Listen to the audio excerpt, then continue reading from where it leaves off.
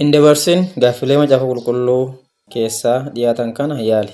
Gaaffii 3 keessaa meeqa akka argattee koomentii irratti barreessi. Gaaffii 1ffaa barattoota 12 keessaa si dhiibnee eenyu bira dhaqna ree gooftaa?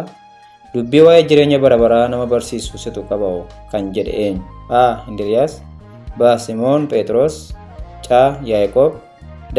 Yohaannis. Lammaffaa Yesus eenyuun dafii gadi bu'i har'a mana kee ooluun anaaf ta'a jedhe? A. Maatiyos, B.